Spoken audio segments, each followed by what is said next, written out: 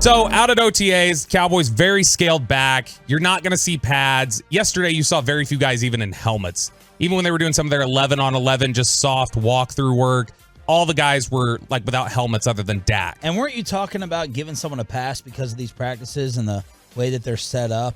Well, yeah, I mean, you have, like these. I feel bad. Like these coaches have like no. There's nothing they could do. Like I feel for them. Like they're so hamstrung by the rules. Now these are the rules the players fought for, and to their credit. Now, I guess you could say the players fought for less practices and not guaranteed contracts, which was their own fault. But like and credit to the players for fighting. If that's what they want. That's what they get. But they barely get any practice time. Like, and I think you want to know why game management to me is so bad, it's so rampantly bad in the NFL. Because coaches don't matter, according to you? Well, they don't. But they also could barely ever practice. Yeah. And the practice time they do have, they're using it on installing the offense for the week and not necessarily game situations.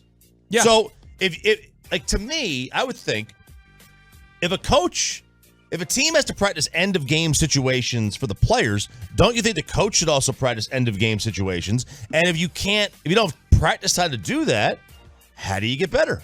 No, I 100% agree with you. It's something that coaches have been frustrated by. It's something that even some players yesterday, Dak was frustrated by this because you talk about how limited they have to be. OTAs are already limited because of the CBA, and with the Cowboys trying to scale back and not even get close to the line, Dak was really frustrated talking about those limitations. It's tough. That's just what we're in now, right? CBAs and all that. More jog-through walkthroughs. Got to make the most of it, though. I think that's where it comes an individual, pushing myself, making sure that with the drill work I'm doing, I'm not taking it for granted. I'm doing it with a purpose, doing it with the right intentions.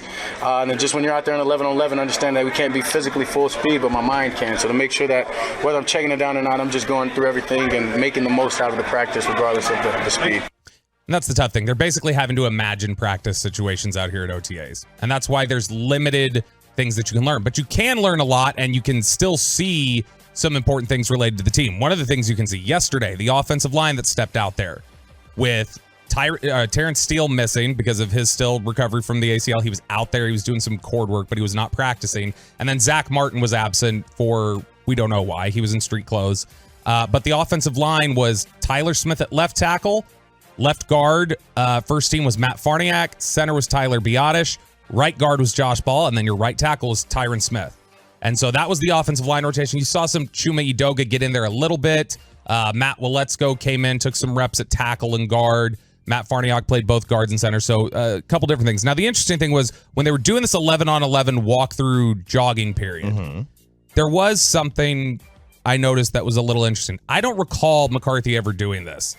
They had split the field up into two sides, and we're doing 11-on-11 work on two different fields, or on two different sides of the field. One was the veterans and the first team type of players with a couple extras there to rotate in. And then the other side of the field was basically rookies, young players, and bottom of the roster guys.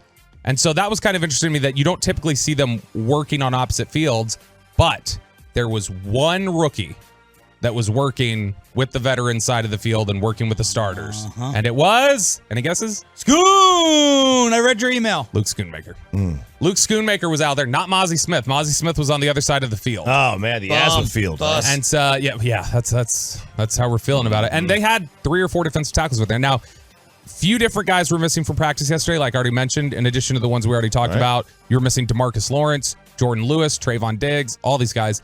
But the tight end group was 100% participation, and they still had Schoonmaker over there. So it's not like they just needed bodies. Schoonmaker was over there with the starters and getting most of the reps. Why wasn't Trayvon there? I saw him playing pickup hoops in his brother's charity game. I think Diggs was in the building. Some of these guys we saw standing around. Some of them, DeMarcus Lawrence, I saw in the building walking around the hallways. He just wasn't at practice. So I think Diggs was there. Okay. I just don't know why he wasn't practicing. There were several veterans that weren't. But when you look at the way they divided up the field, you can't necessarily project out starters just because of that. But the fact that they had Schoonmaker as the only rookie with the veteran group when all the tight ends were over there, I think we can bank on the fact that Schoonmaker's going to be in play to start. Can we just call him by something different? Can we just call him Scooney, period? I can't, because that makes me think of the Ohio State basketball player from 20 years ago, Scooney Penn. Michael Redd's teammate. Yeah. Scoon, I guess we can try Scoon, but I like Schoonmaker. Now, he did at one point, I think it was during 7-on-7, Schoonmaker had to go off to the side with Jim Maurer and looked like he was dealing with, don't want to speculate where, but looked like it could have been a groin or something like that. He was doing a lot of this, Chop. He was putting the ankle over the knee and flexing and trying to stretch something out. Glute That stretch. look like QC. So Glute stretch right there. He was a little sore, it looked like, kept trying to loosen it up, got back out there in a little 7-on-7 and did some things. Other rookies that stood out.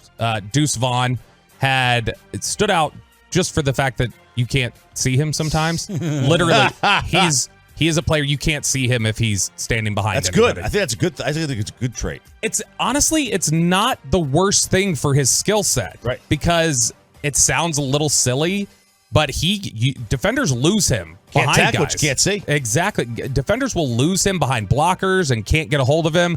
But there were a couple different times yesterday where he was going for the corner, going around the edge, and the defenders couldn't catch him. And Dak Prescott was asked. He talked about Mike McCarthy in his ear and what will the offensive changes look like overall, number 4.